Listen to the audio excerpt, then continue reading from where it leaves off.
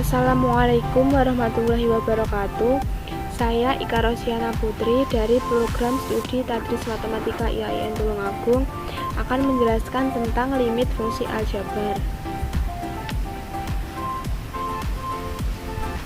Limit digunakan untuk menyatakan sesuatu yang nilainya mendekati nilai tertentu. Limit menjelaskan suatu fungsi jika batas tertentu didekati. Bentuk umumnya adalah limit fx untuk x mendekati c sama dengan L. Artinya, bila mana x dekat tetapi berlainan dari c, maka fx dekat ke L. Sifat-sifat limit fungsi. Sifat yang pertama, limit k untuk x mendekati c sama dengan k. Sifat yang kedua, limit x untuk x mendekati c sama dengan c. Sifat yang ketiga, limit k dikali fx untuk x mendekati c sama dengan k dikali limit fx untuk x mendekati c. Sifat yang keempat, limit fx ditambah atau dikurangi gx untuk x mendekati c sama dengan limit fx untuk x mendekati c ditambah atau dikurangi limit gx untuk x mendekati c. Sifat yang kelima, limit fx dikali gx untuk x mendekati c sama dengan limit fx untuk x mendekati c dikali limit gx untuk x mendekati c. Sifat yang keenam, limit fx dibagi gx untuk x mendekati c sama dengan limit fx untuk x mendekati c dibagi limit gx untuk x mendekati c, dengan syarat gx-nya tidak boleh sama dengan 0. Sifat yang ketujuh, limit fx pangkat n untuk x mendekati c sama dengan limit fx untuk x mendekati c pangkat n.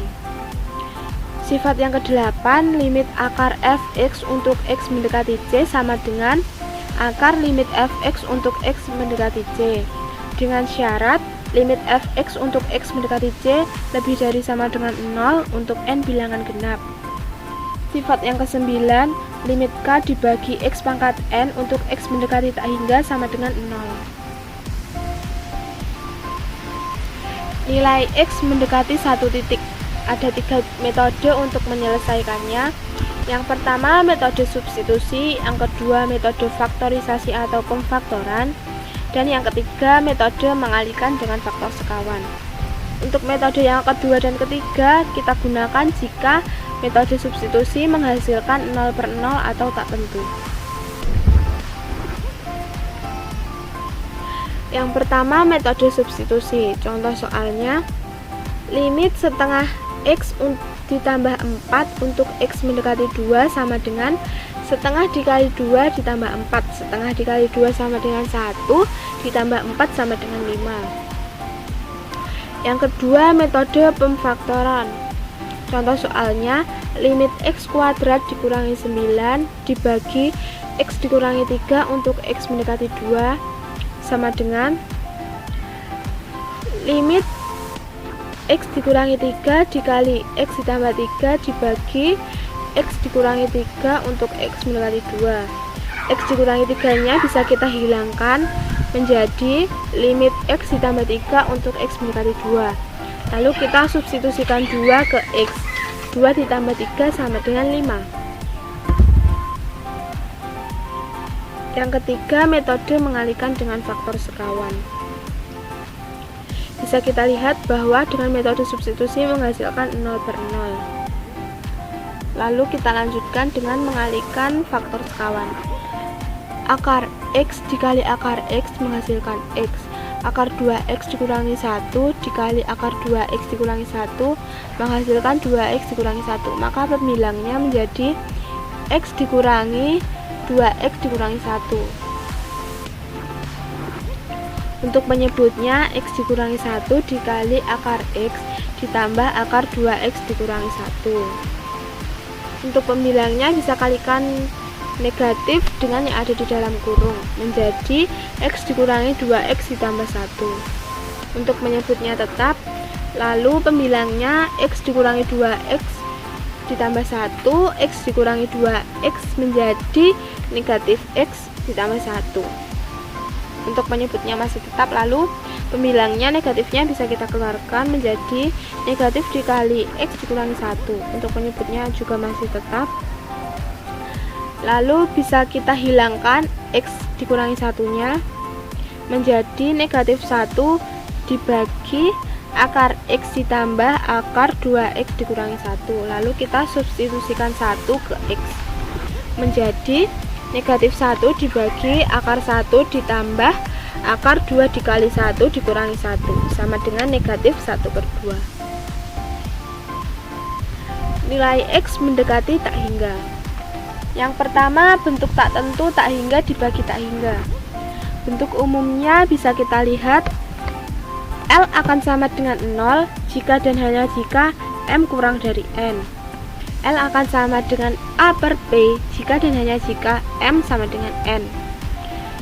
L akan sama dengan tak hingga jika dan hanya jika M lebih dari N. Bentuk yang kedua, bentuk tak tentu tak hingga dikurangi tak hingga. Bisa kita lihat bentuk umumnya, L akan menghasilkan negatif tak hingga jika dan hanya jika A kurang dari P. L akan sama dengan B dikurangi H dibagi 2 akar A jika dan hanya jika A sama dengan P. L akan sama dengan tak hingga jika dan hanya jika A lebih dari P. Kita lanjut ke contoh soalnya. Contoh bentuk tak tentu tak hingga dibagi tak hingga.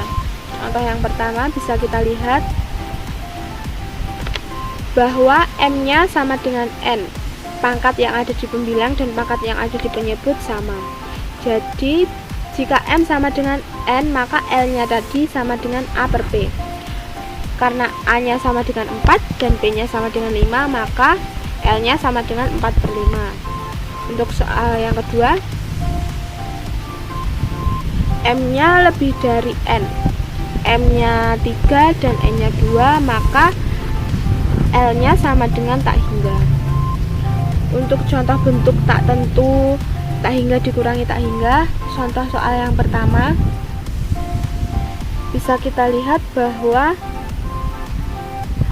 A-nya sama dengan P.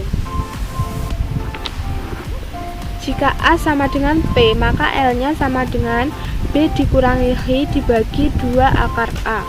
Maka 1 dikurangi 2 dibagi 2 akar 1 sama dengan negatif 1/2. Untuk contoh yang kedua bisa kita lihat bahwa A-nya kurang dari P. A-nya sama dengan 2 dan P sama dengan 4, maka A kurang dari P.